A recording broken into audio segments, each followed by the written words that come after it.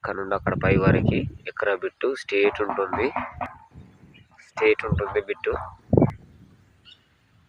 వరి full water చూడండి. Full water వరి మట్టి రోడ్ బిట్టు. డబల్ రోడ్ నుంచి అంటే 60 ఫీట్ల రోడ్ నుంచి మనకు వచ్చే సైడ్ కాడికి జస్ట్ 1 కిలోమీటర్స్ లోపే ఉంటుంది. 800 నుంచి 900 మీటర్లు ఉంటుంది. ఇది సైటు.